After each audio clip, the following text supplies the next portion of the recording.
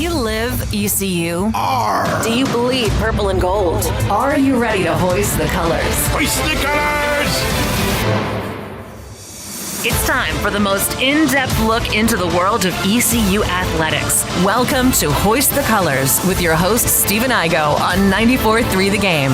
Watch the show live on Facebook and at 943thegame.com. Here's Stephen Igo. It's another edition of Hoist the Colors, Tuesday, November 11th of the show. And we are back. We're going to talk a lot of ECU and Memphis. We're going to visit shortly with Jonah Dillon from the Commercial Appeal in Memphis. He covers the Tigers.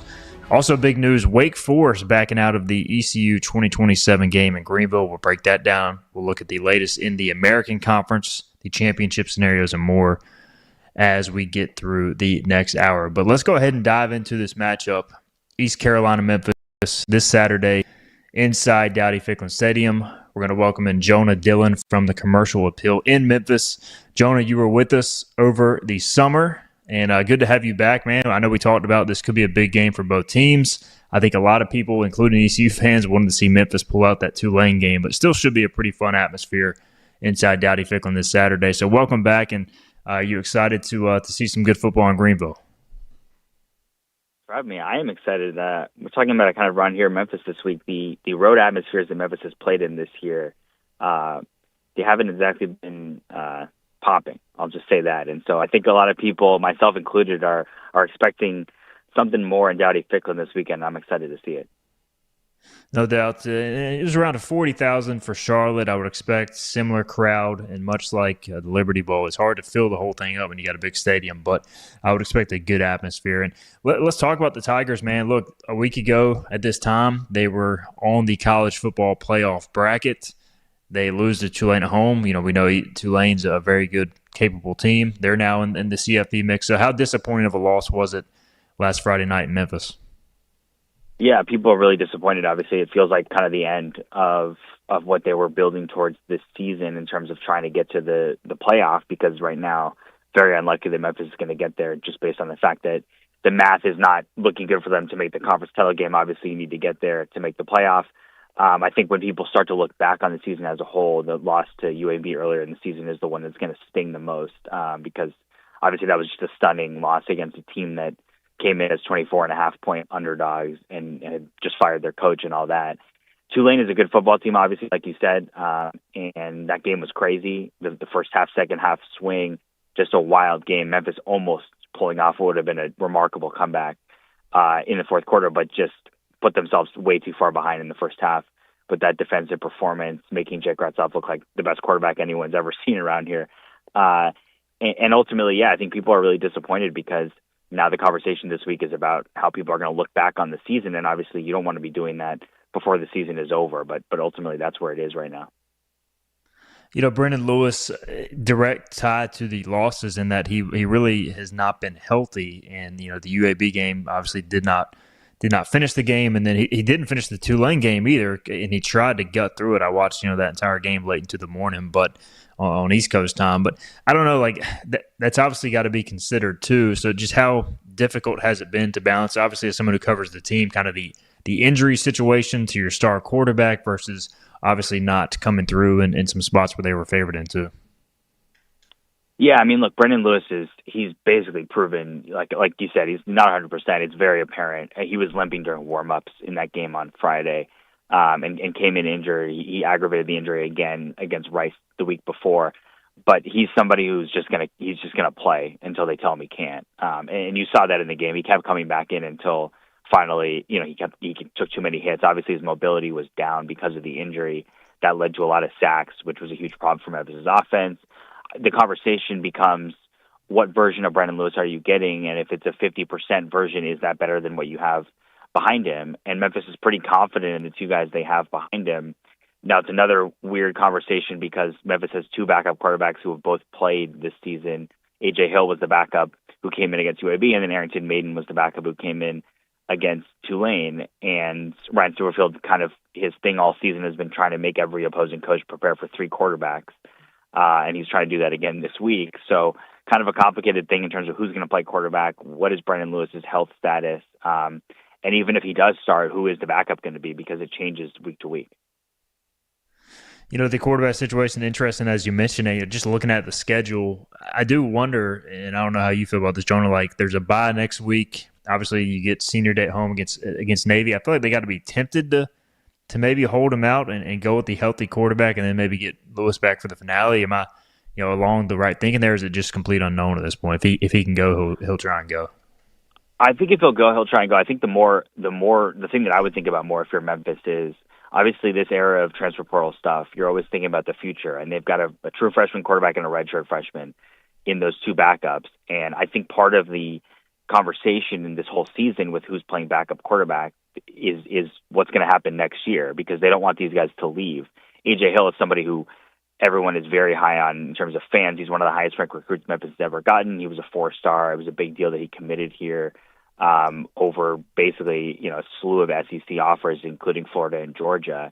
And then Arrington Maiden is somebody who has flown a little bit under the radar, but everybody I talked to within the program is very high on him. And you saw that a little bit in that game against Tulane.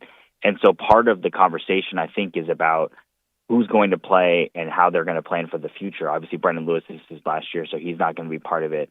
But I don't think that they're willing to just move on, because they feel like they have to keep trying to win to preserve the small chance they have of reaching the conference title game. And obviously that means that you can't lose this game on Saturday. So I think they're going to do whatever they feel best. The question is, do they feel like if it's a 60, 70% Brendan Lewis, is that better than the options they have behind him?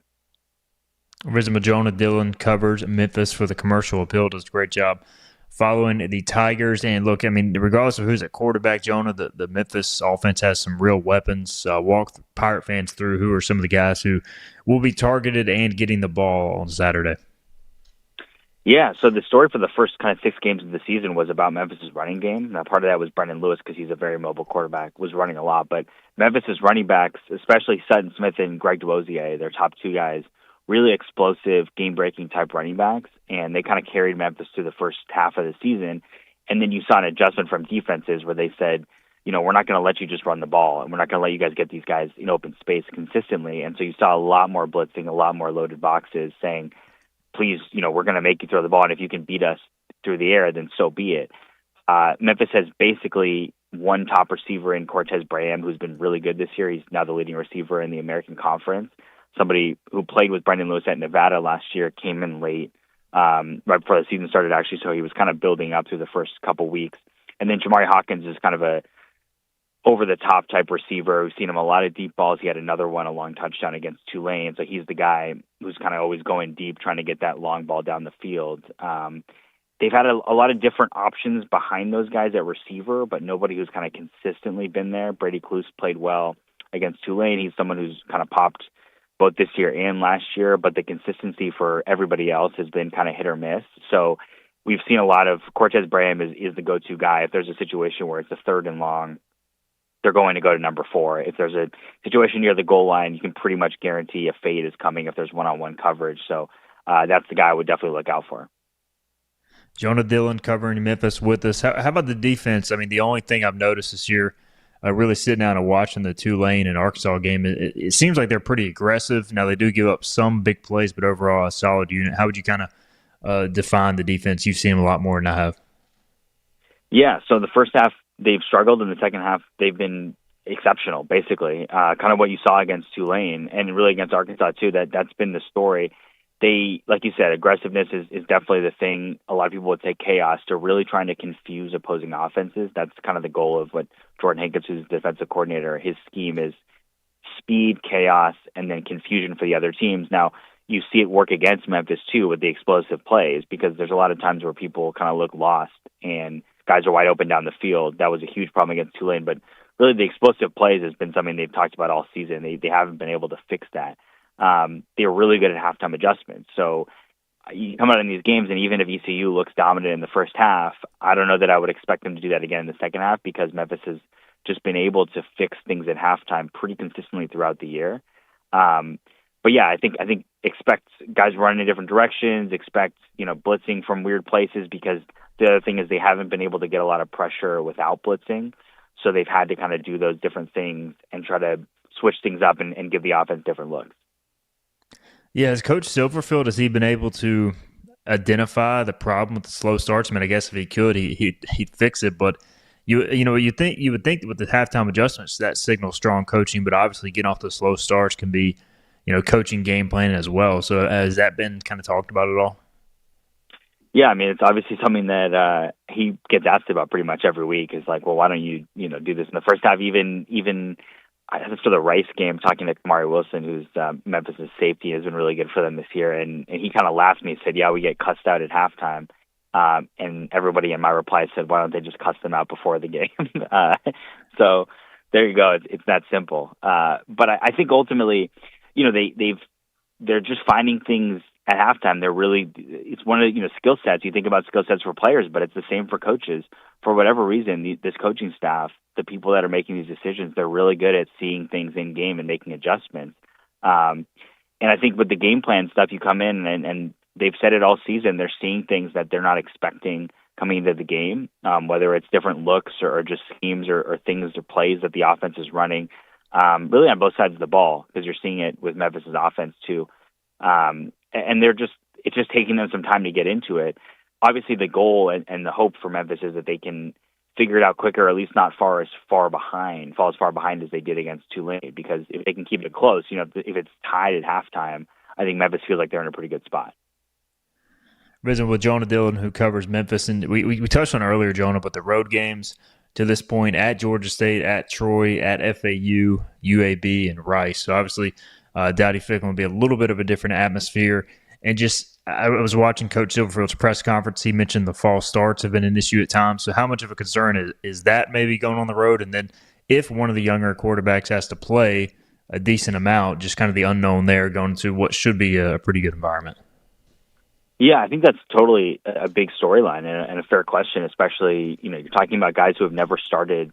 If Brandon Lewis doesn't start, you're going to be starting someone who's making their first career start in that type of an environment. And really, there's been no preparation for it because you listed those games there.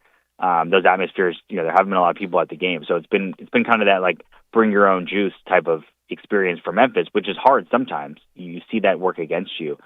That's not going to be a problem this weekend. The penalties have been a huge problem. That's what ultimately cost them against UAB. They had the ball at the 1 yard line with a chance to win the game, had a false start, got the ball back to the 1 yard line, had another false start, and then had to delay a game. They had to move back. And then against Tulane, they had a 4th and 3, had a false start, moved it back to 4th and 8. Those situations, you have those penalties. One is at home and one was at UAB where there were not a lot of fans at that game. So it's not like the crowd was the reason or the environment was the reason for that. And so it's a good question. How are they going to react to a true road environment? But at the same time, they've had those issues regardless. So I don't know that that's necessarily going to affect it. All right, Jonah. So when I follow Memphis stuff on Twitter, I see a lot of discontent with Coach Silverfield, I guess, because we talked about it over the summer. Like he hasn't won a conference championship. But you look at the results, 10 wins in 23, 11 and 24, 8 this year, 50 and 23 overall. And, he's getting mentioned for the Arkansas job. So what's it like right now? Because, it feels like the Tiger fan base probably a little upset that they may be on the outside looking in again with the conference championship. But he's had success. So, how would you kind of sum up that situation with the fans right now with him in year 6 full-time with the Tigers? Yeah, it's an interesting one because I think the idea of this both in Memphis versus outside of Memphis is totally different. When I talk to people who aren't around Memphis or around the team, they're usually pretty surprised by what you just said because you look at the numbers and the wins and you think, okay, well, this thing is going really well. The reality is Memphis has felt like every year, especially in the new American Conference with those teams leaving a couple years ago, that they're set up to be not only competing for the conference championship, but winning it. And Memphis has not been even to the conference title game since 2019 when Mike Norvell left. And so people feel like they should have got there, and you look at some of the teams that have made it and the teams that are in the mix, and also the games that Memphis loses, which happen to be to teams that aren't great. Memphis is losing games as underdogs, is winning games. Memphis has won 5 games in a row actually as an underdog, and looks like going to be an underdog again this weekend, which is an interesting stat. And losing games as favorites, and people aren't happy about that. And the inability to get over the top is something that fans are disappointed in because they feel like this program is set up to get there. Obviously, things have to break right for you in a season, and this year Memphis has a lot of new players, and there's a lot of reasons why it hasn't happened. But yeah, like you said, there's a lot of fans who are saying, this team should be at the very least playing in the conference title game, and that hasn't happened. And so that's where that disconnect goes. It doesn't matter how many wins you have if you don't get to the conference title game. And so, 10, 11 wins is great, but ultimately Memphis is not playing on the first weekend of December. And I think fans are feeling that, and they're feeling that that's happened obviously for the past couple of years, and they're disappointed in it. He is Jonah Dillon, covers Memphis for the Commercial Appeal. Jonah, we appreciate the time once again, man, and we'll see you in Greenville, I guess, on Saturday. Yeah, I'll see you out there. Thanks. Absolutely, man. Get you some Eastern North Carolina barbecue and compare it to the Memphis barbecue. But looking forward to the game on Saturday between the Pirates and Tigers. All right, we'll get a break in. We'll come back. We will talk about the big news, Wake Forest backing out of the 2027 game to Greenville as part of the original home and home. We'll break that down and more. This is Hoist the Colors on a Tuesday. The team of Flatlands Jessup is working overtime to help ensure that Eastern North Carolinians like you get the health insurance help you need this open enrollment period. New legislation passed meaning more people than ever qualify for affordable coverage. Let us help you today. Big tax credits are back. Get a 30% tax credit, up to $2,000 off your new Mitsubishi electric heat pump install. Let Comfort Master help you take advantage of the tax credits with a qualifying Mitsubishi electric ducted heat pump or non-ducted Mitsubishi electric mini splits. Mitsubishi electric mini splits are ideal for bonus rooms, garages, or sunrooms. If you need a new HVAC unit, call Comfort Master today. Call Comfort Master. Call Comfort Master. You know what the problem is with standard belts? Usually you have to choose between too tight or the opposite, too loose. But with Anson Belt and Buckle, you don't have to choose. We got rid of the holes and instead have a track system designed for micro-adjustability. That way you can enjoy a perfect fit every time. Anson Belt and Buckle. Find your perfect fit today.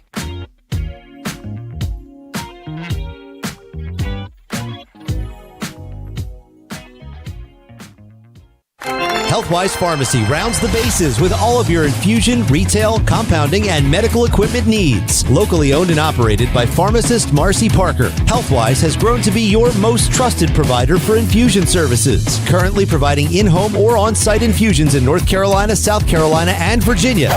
Visit Healthwise Pharmacy at 615B South Memorial Drive or call 252-295-0059 to speak to a patient service representative to find the option that best suits your needs. Tired of the 1-800 numbers advertising Medicare products? Flatlands Jessup has 6 offices all throughout Eastern North Carolina. You get face-to-face help from our local award-winning licensed team. Stop by today. Flatlands Jessup, your whole world covered. The best burgers around. Everyone loves a thick, juicy, and fresh burger. Tiebreakers does real burgers better than anybody. And don't forget about the cheese sticks, fresh salads, and more. So don't just go to any burger-themed restaurant chain. It's time to break the chain and eat local. Tiebreakers, burgers and sports at its best. Go Pirates! Arg! In this age of globalization, we've learned that bigger isn't always better. Ever tried to get phone help from a big corporation from a real person? Right. That's what's so nice about Phelps Chevrolet. After more than 50 years serving our community, Phelps remains family-owned and operated. Mike, Daryl, Wave, West, Alan, and Clay deliver hometown service and integrity, same as always. They share your experience, they share your values, and they are ready to help with any motoring need. Come get you one. Climb aboard as we set sail and hoist the colors. Arr, matey! Back to the show with Steve and Igo on 94.3 The Game. Welcome back in. Second segment here. Hoist the Colors on a Tuesday, 4 days out from Memphis at East Carolina. We just previewed that game with Jonah Dillon from the Commercial Appeal in Memphis. Does a great job covering the Tigers. He'll be in town for the game Saturday with heavy implications in the conference championship race. We'll get more into that in our next segment. You can always download the archives of our shows on Apple Podcasts and Spotify. You can do that as well with the Patrick Johnson show from last night. He caught up with John Gilbert, who broke some news. The ECU AD informed Pirate Nation that Wake Forest, as part of a scheduled 2027-2028 home and home, has bought out or will be buying out the 2027 game in Greenville. Now, the Pirates will be paid, after doing some research on this, $750,000. Wake Forest is paying that to ECU to not play the football game. In addition to that, per the contract, ECU is set to get $300,000 for expenses to go play the 2028 game. So essentially over $1 million to play now, as ECU will keep the 2028 game at Wake Forest, which, having gone to that game growing up some back in the day, Pirate fans typically travel very well to Winston-Salem, and I expect them to have almost as many fans as Wake Forest fans are in that stadium that day. But either way, ECU loses a prime ACC opportunity at home for 2027. That now leaves the Pirates with an FCS home game on against Western Carolina to begin the season. And then what would have been the Wake Forest game in Week 2 on September 11th, 2027 is now an open date. Pirates travel to Northwestern after that in a bye game, and then play Georgia State at home later in non-conference action. The quote from John Gilbert is the following. He says, Wake Forest is going to drop us in 2027. The way the contract works is they had to give notification on the 2027 game. We're going to get a buyout, so it will still be financially attractive. The next year we need an away game, so we're still going to Wake Forest to keep the game on the road. He adds, we are looking for a game in 27 in the football scheduling world. That is tomorrow. I don't know where we will end up in that game, but he wants it to be an FBS game. So a couple things here. Philip Pilkington back in the 94.3 The Game studios. Feel free to weigh in on this as well. One, super disappointing. Two, not a surprise with the ACC saying they're going to 9 conference games plus 1, meaning they need a Power 4 non-conference game. So essentially you have 2 slots for these ACC schools. So it gives them a reason to buy these games out. NC State's scheduled to come in 2028. Wouldn't be surprised if they do the same. I think that one's around a $500,000 buyout. Hopefully not. But I think we're going to see more and more of this, Philip. And, it's just a sad part of college football right now that we're losing these games. And it really until legislation steps in and mandates them, specifically for the public schools in the state of North Carolina. Yeah, the tough thing is going to come down to, you mentioned that gives you 2 opportunities. The question is, does it give you 2 or does it give you 1? It goes back to our pregame show, Stephen, that we did at the Campbell game.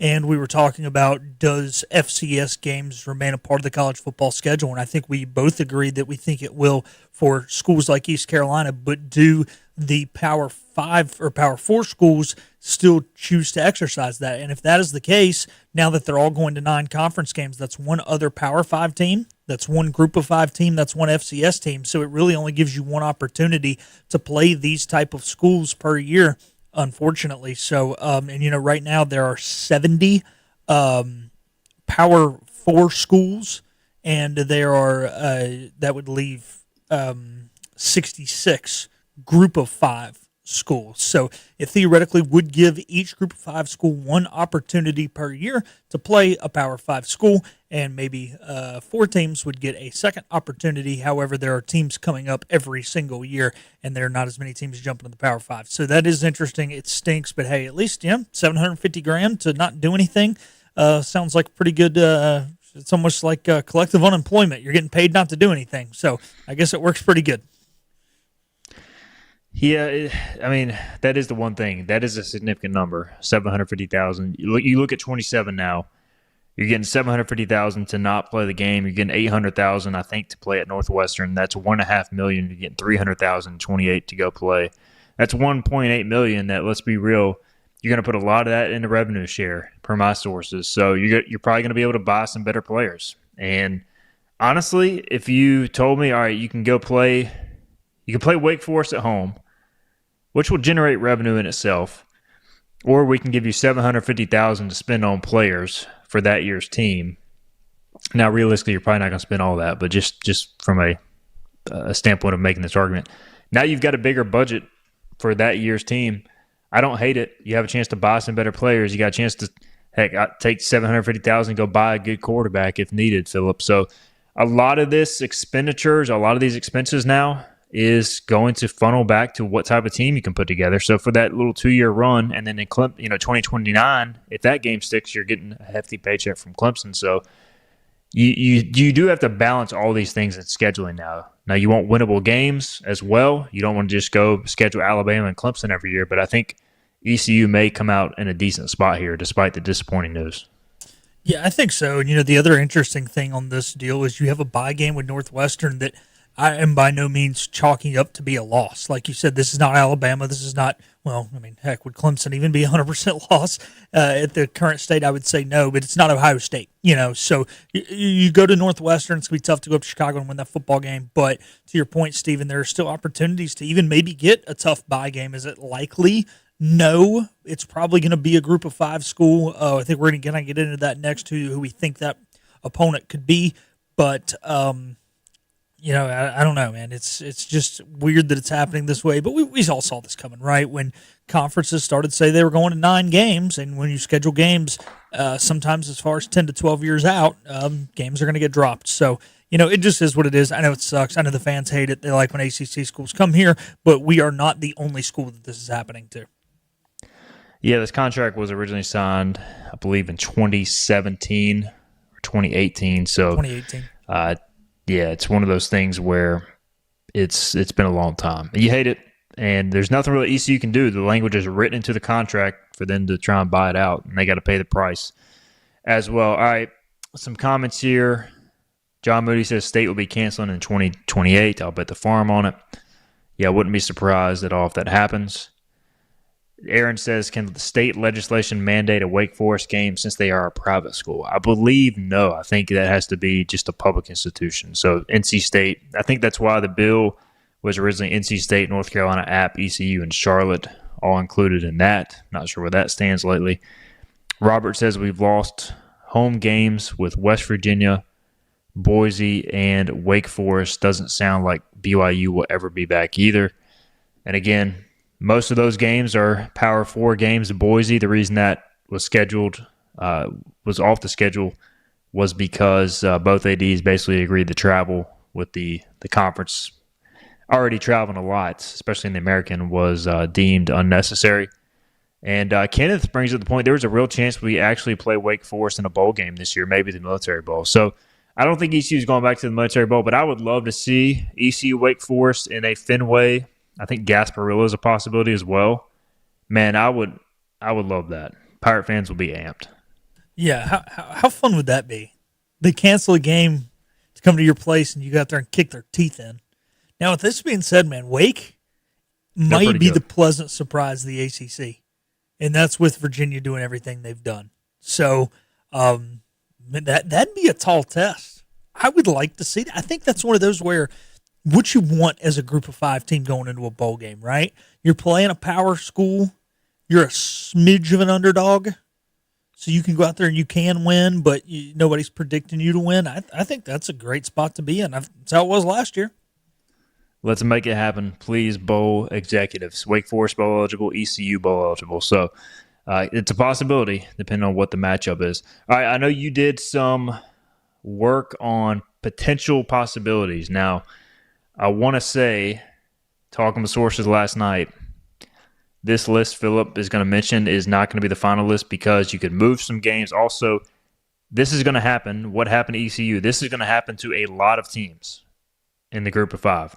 ACC and SEC are going to keep canceling games in 27, 28, and so a lot of these schools are probably going to have to end up playing each other.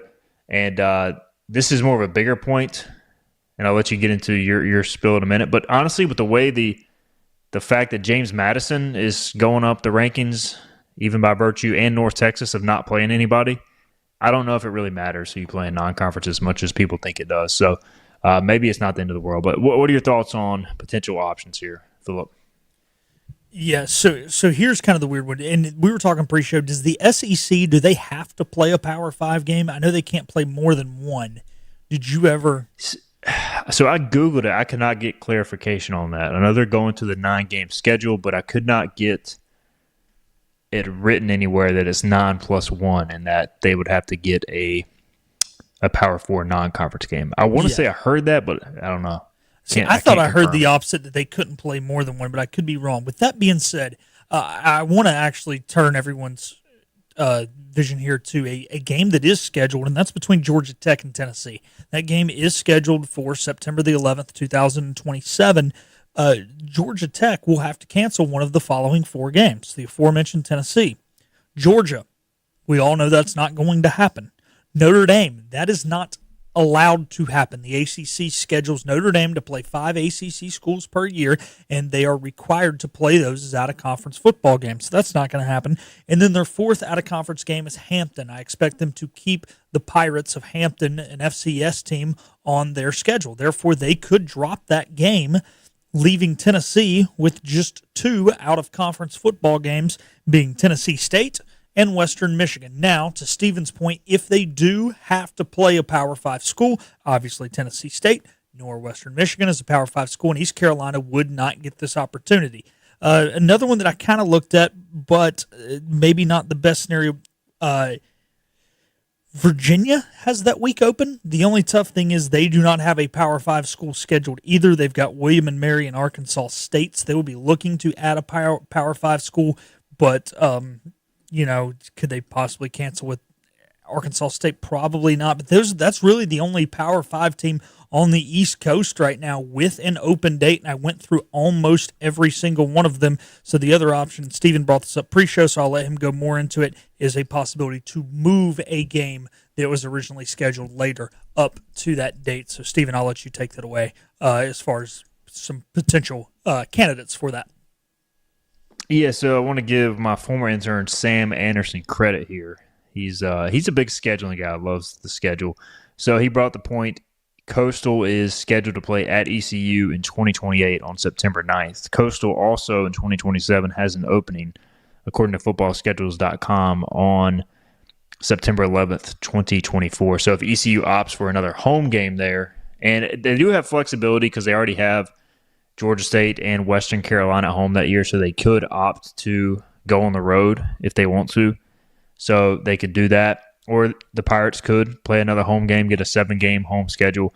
One of the possibilities could be, hey, let's move the Coastal ECU 2028 game to 2027. Of course, that creates another opening in 2028, but at least gives you a year to figure things out if they would agree to that. So that's something that I just wanted to bring up. That could be a possibility if the Pirates look into it. And the other thing, too, is you're playing a bye game already. You're getting the money from Wake Forest. So I wouldn't think ECU would play a bye game, but we were talking about as well, like the Northwestern game is not a game you're going to probably be overwhelming dogs in. I mean, more than likely you're going to be an underdog going to a Big Ten school, but, would you take a check from Tennessee if it opens? I don't know. Like, that's a lot. I don't know if you want to be playing 2 road Power 4 teams in 1 year, but it's theoretically possible, as you mentioned, Philip. So that would have to be kind of how you balance your schedule. Yeah, and another thing, if let's just hypothetically say this Coastal thing does not work. Old Dominion, another team that is on the future Pirates schedule, does have an open date that week. We are scheduled to play them in 2029 here in Greenville. The only thing is they already have 2 out-of-conference road games for that season. They travel to Central Michigan. They also travel to UConn. However, we are supposed to go to Norfolk in 2030. If they would move that game up and they could make that their second home out-of-conference game if they did that in 2030. And as you mentioned, Stephen, East Carolina there would still have 2 home out-of-conference games with Western Carolina and Georgia State. So it would get us to that 6-6 if we move up the 2030 game that was scheduled with Old Dominion. And I believe the Pirates go to ODU next year as well, so could we take back-to-back ODU trips? I mean, that's an easy trip for ECU fans, so maybe so. 26, 27. Oh, I just realized that. Yeah, I was looking at 27 and beyond, so yeah. Ooh, I don't know if you want to go, but it could work. Yeah. I mean, who does it really matter? Just win both games. Yeah. Just do what it is. Although Hunter's in the comments saying no more Old Dominion. Hey, Hunter, get ready for more Old Dominion because it's like the one team that's scheduled. This for me, I know we got to get a break in. A lot of talk about I wouldn't mind filling the Wake Forest void with Marshall, Western Carolina, James Madison, or Old Dominion. For me, look, I am all about, at this point, make the ECU App State game an annual game. Make it a rivalry. Both fan bases can get behind it. Old Dominion's fine. Coastal's fine every now and then. I feel like ECU and App can have a true football rivalry. They're football schools. The fan bases care about their programs. And to me, like, it just makes sense. I know it's a little far away for each institution, but you're still in the same state. You have a ton of recruiting battles. And I think it's just something that, like, can build over time. Like, forget, whatever. We'll go on the road. We'll play Wake. We'll play State. In this new era of college football, ECU will win their fair share of games, and it'll be sweet. But let's just make a rivalry with App State, and I think it could be something that benefits both programs. One thing I want to say quick is growing up in Charlotte, where there's a huge contingency of both. I know a lot of App fans, and even though it's not like a true rivalry, I mean, the amount of text and calls I got leading up to the last few years when we do play App, how excited they were to play us, their fan base, I think, really would be behind this as well. All right, let's get a break in. We'll come back. We will talk about the American Conference, the title race there. If you guys want to talk more scheduling, I'll read some comments as well. As we continue on, we can get more into this throughout the week as well, leading into the Memphis game if we got some time to kill. We don't have basketball until Thursday, so we'll continue this discussion throughout the week. We'll also visit with some other guests about it as well. All right, we'll get a break in. We'll come back. The American Conference title race, the latest on that, ECU's chances, and more after this.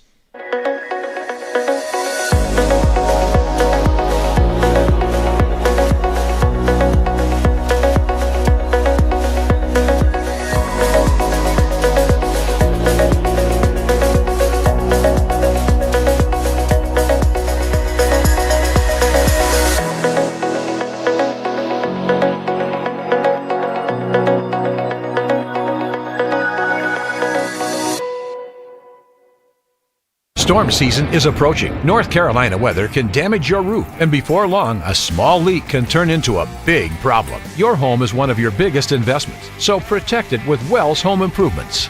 We work with all insurance companies for a hassle-free roof installation experience. Call us today and get 10% off your roof installation when you mention this commercial. 252-227-8403 or visit us online at wellshomeimprovements.com. Wells Home Improvements. Local, honest, dependable. This is about you, your family, and the health of all who live in Eastern North Carolina. This is about the transformation of a health system into something more powerful and more human. About creating new ways to treat disease and keep you well. This is about ECU Health, which is to say, it's really all about you. ECU Health. Minds, hearts, purpose. You have a choice when you invest in insurance, and when you choose First State Insurance Advisors, you're working with people you can trust. Clark Stallings has deep ties in the community. His team, including Keaton Smith, Regina Asby, Phil Leyva, Max Joyner Jr., Max Joyner III, and Ginger Smith, provides knowledgeable and professional advice. First State Insurance Advisors is an independent insurance agency. They offer all types of personal insurance as well as various types for business. Call or email First State Insurance Advisors today. We want to be your trusted choice agency. Acre Station Meat Farm, along with Lane Angus Beef, bring you Farm to Fork Beef. Stock your freezers now with affordable beef boxes, just in time for the grilling season. Farm to Fork Beef brings quality local beef to your family. From your traditional butcher shop, Acre Station Meat Farm. Come on down to Acre Station Meat Farm and find out why we're #1 in fresh cuts and friendly service. Acre Station Meat Farm, Highway 32 North, Pinetown. At National Finance, we're all about hometown support, just like ECU football. National Finance helps us win on and off the field. They've got your back when you need it most. Fast, easy personal loans for life's big plays. And just like us, they're committed to Eastern North Carolina. National Finance, proud supporters of ECU athletics. Visit nfcmoney.com for loans as fast as today.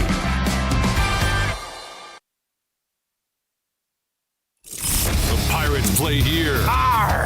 This is Hoist the Colors Radio with Stephen Igo. Yes! That was so good! On 94.3, The Game. Welcome back in. Third segment here. We talked Memphis ECU with Jonah Dillon from the Commercial Appeal. Got a lot of comments following our conversation about the Wake Forest series being altered, Wake Forest backing out. We'll get more into conference realignment maybe. We got some questions about add James Madison and Coastal to the American, merge the Sun Belt. Maybe we'll have a segment on that tomorrow. So tune back in tomorrow, and we will have some discussion on that. Because I'm Honestly, I think I'd be okay with adding one of those teams to the American, but we'll have that discussion tomorrow. Want to get into the conference title race, and it's one of those things where right now it's pretty wide open. Probably outside of the ACC or with the ACC, the most compelling title race. The Big 12 may be up there too a little bit with some teams still involved, but you have now 5 one-loss teams in the American. Navy at 5-1, North Texas 4-1, South Florida 4-1, Tulane 4-1, and ECU 4-1.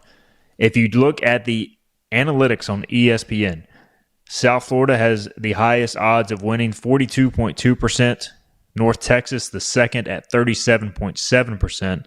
And then a big drop-off with Tulane at 14.1%, Memphis at 3.5%, and ECU at 2.2%. ECU behind Memphis is kind of interesting. And then Navy all the way down at 0.3%. Now, a lot of this is schedule-based. What it's saying is, essentially, FPI expects North Texas and South Florida to have a good chance to win out. If that happens, they will likely be ranked above Tulane, therefore have a chance to make the conference title game over the Green Wave and the Pirates if they were to win out as well. So, Philip, we talked about this pretty briefly.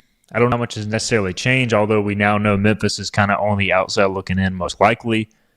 If they beat ECU and Navy, they certainly have a chance, but they too would need North Texas and South Florida or Tulane to stumble. So this week's schedule, you have the South Florida at Navy game. That'll be a 12 noon kickoff on ESPN2. Obviously critical to the conference title hopes for both teams. Navy is a 10-point home dog coming off the bad loss to Notre Dame, which their quarterback did not play. North Texas is at UAB. North Texas, I think, favored around 19. Memphis at ECU, and then FAU is at Tulane. So your thoughts on this week's schedule in the American, what has your attention? Yeah, so let's just start at the top here. Navy and South Florida. Somebody's going to lose this football game, but South Florida, the rest of the way, has UAB and Rice. Should handle both of those pretty comfortably. Navy still has Memphis. They are dogs. They did not play well last week. But if by some miracle they can pull off this upset, I still do not like them against Memphis. This game right here may be East Carolina's key to the conference championship game, because then you're at least in a tie with Tulane and North Texas, as opposed to Tulane, North Texas, and South Florida. So now only 33% of the teams get hosed instead of 50.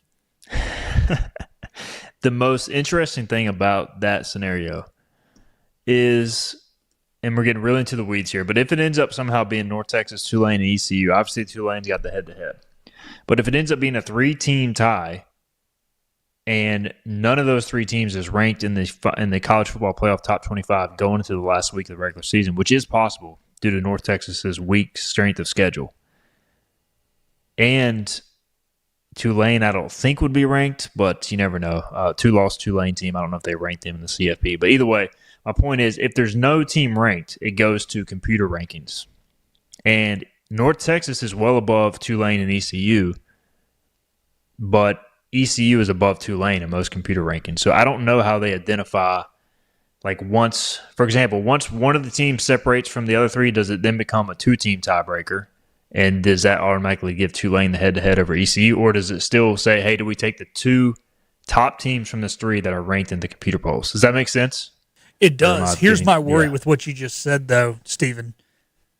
If they do take it away, let's say Tulane's ranked, hypothetically, Tulane's 25. Yeah. That would give them the home game due to the college football playoff rulings and how the conference takes that into consideration. Then you have unranked North Texas, unranked East Carolina. You go to the computer rankings, not good news for the Pirates. Not good news at all, unless ECU puts the hammer down on Memphis, UTSA, and FAU, which, is highly unlikely. Do they take into consideration that Jeff Traylor's never lost a home conference football game? When we go to San Antonio, into the Alamo Dome, home of so many great Final Fours, and beat the ever-loved crap out of Jeff Traylor's Roadrunners? I'm going to say one of the 6 computer rankings they use probably takes into a morsel of home field advantage historical data points, but I wouldn't count on it. Most of these rankings are flawed, which is why they do the you look at some of the rankings, like ECU is ranked higher than North Texas in 1 or 2, but North Texas in the majority of them is ranked ahead of ECU. So it's a bit of a crapshoot. And again, I do think most of this stuff will work itself out, but I really do hope if ECU makes the scenario work where they go 9-3 and they're in the mix, if they do get hosed, it'll give me plenty of time to rant about the American and how stupid college football is these days. So that is a possible positive side effect if ECU gets hosed on not making the championship game, despite a 7-1 record. So the real question comes to, Stephen, does this rant have to come on Hoist the Colors after dark, or can we do this live between noon and 1 on the radio dial? Just have your dump button ready. I can tell you that, because it's going to be hard to hold back. By the way, this is non-title game related, but I am starting to worry about our Tulsa over bet. Tulsa is at 2-7. They are hosting the Oregon State Beavers this weekend. Philip and I took over 2.5 on the win total back in the summer, and they've got Oregon State at Army, UAB at home. I still feel decent about it, but I think they need a win this weekend to go ahead and wrap it up. Yeah, when you lose to New Mexico State, the team who has put less resources into college football in the last 40 years than any other program in America, that hurts. But the Oregon State Beavers, man, they've only won 2 games. They've beat Lafayette out of the Patriot League, not Louisiana Lafayette, out of the Sun Belt, or CUSA, or whatever the hell they're in. And then they beat Washington State 10-7. I do not believe in Malik Murphy. I do not believe in the Oregon State Beavers, but I do believe in the Tulsa Golden Hurricane at home, baby. I feel good about this weekend. Let's go. I need to look up who's favored in that game. I want to say Oregon State's a small favorite going to Tulsa. Is that this week or next? I didn't even see. Oh, it is this week. Oregon State 2.5. Tulsa money line. Let's go. I'm taking it. So some other lines, FAU is a 17.5-point dog at Tulane. So look, most of the games ECU needs to win is one of those things where it doesn't look great. I think everybody's a double-digit dog, but as Jonah just mentioned, UAB was a 24.5, maybe even closer to 28-point dog before beating Memphis. So crazier things have happened. So again, who you want to pull for this week? Navy over USF if you are an ECU fan. You want to pull for UAB over North Texas to pull a miracle. And you want to pull for FAU to win at Tulane. Now, I will say... And Oregon State over Tulsa, or Tulsa over Oregon State. Tulsa if you care over anything Oregon about State as well. Stephen and I's bank accounts. Yeah, because we have so much money riding on the line.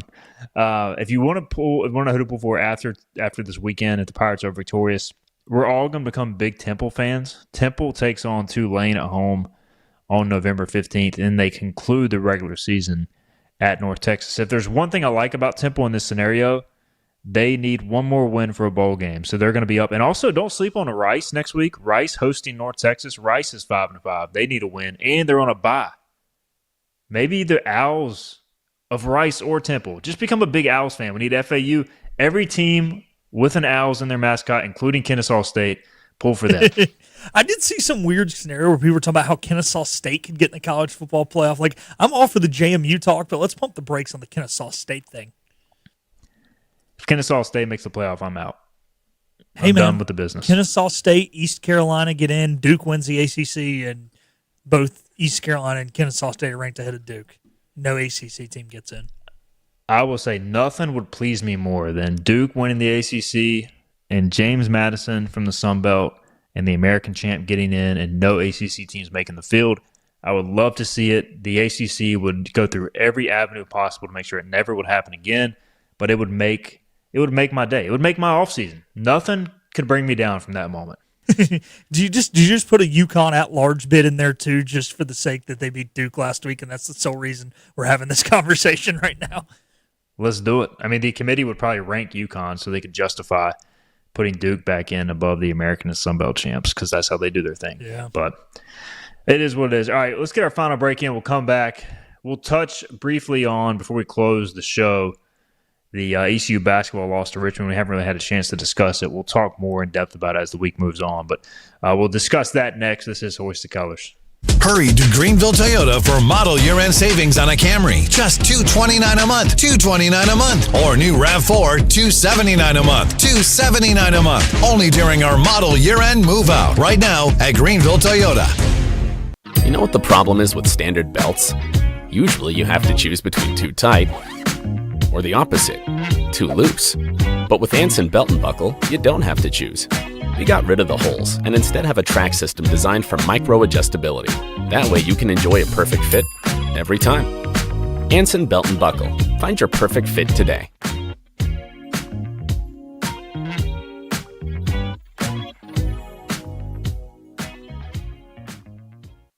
Daughtridge Gas and Oil has been your dependable propane supplier for 95 years. Their trained technicians can service and properly install all your propane and natural gas appliances. Plus, Daughtridge Gas and Oil is your backyard expert with fire pits, grills, smokers, and more, including quality outdoor furniture at their Greenville Patio and Hearth Shop at 1901 Charles Boulevard. Go by and see the knowledgeable staff at Daughtridge Gas and Oil for propane delivery or call 756-1345. Other restaurants claim their food is fresh and fast, but are they friendly? At Moore's, you're treated like family the minute you walk into their doors. With locations in Winterville, New Bern, Swansboro, Morehead City, and Jacksonville. We've been practicing what we preach since 1945. At Moore's, our barbecue is slow cooked and smoked over real wood daily until it's so tender it's falling off the bone. Combined with our fresh chicken, cooked-to-order seafood, and homemade fixins, we're sure you'll agree. If it's not Moore's, it's less.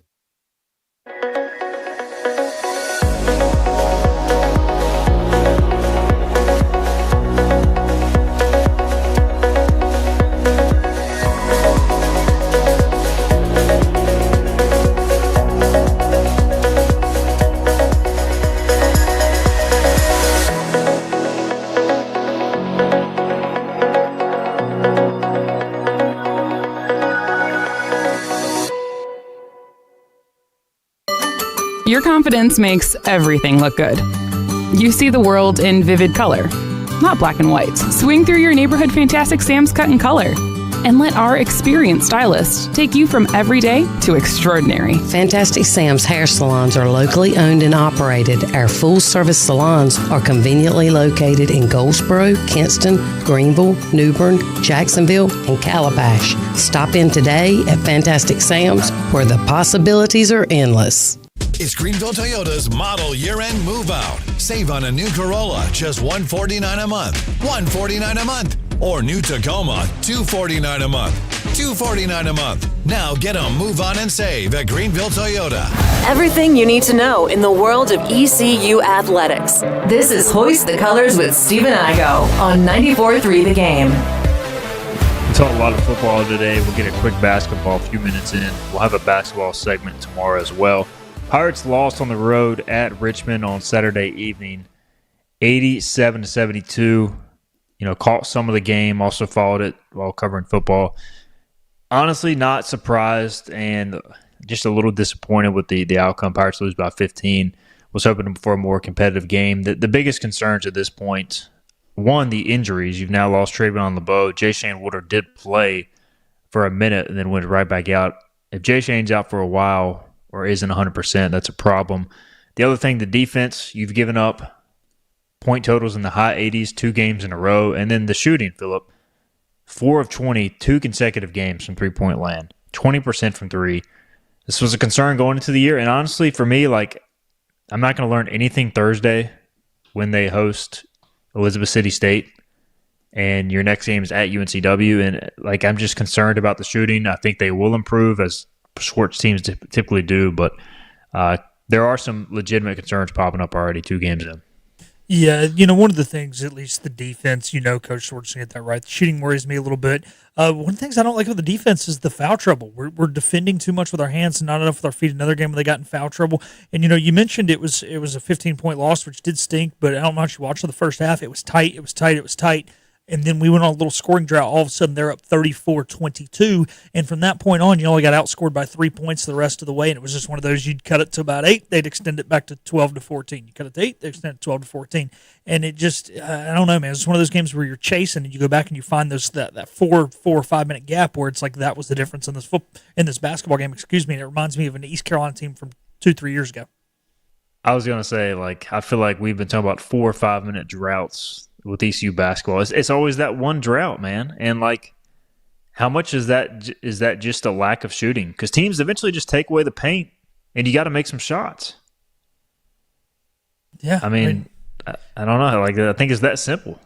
It is, and this is a team that I like our front court a lot better than I have in the past. However, still, like you said, we don't have Cameron Boozer up there. Anybody that's that dominant in the front court where it doesn't matter what happens to him. So you're gonna have to find a way to score in some other ways. And Jordan Riley can hit the mid-range jumper. He's had 20, I think, in each game, but still, gonna have to evolve this offense a lot. All right, tomorrow we'll dive more into the basketball. We'll break down some more specifics. We'll have a basketball segment. We'll also have a segment on. Maybe another segment diving further into scheduling, conference realignment, as we got a lot of good comments. I'll screenshot those, bring them back tomorrow. We'll also visit with Kevin Monroe on Wednesday's show.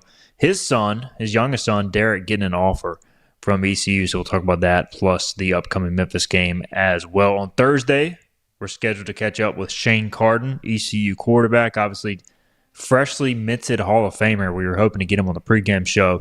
We'll get him now on Thursday, now that he's back in Idaho over the phone. So looking forward to the week to come. Obviously getting closer to kick off ECU Memphis, big one this weekend. We'll talk about it more tomorrow and other things, 12 noon.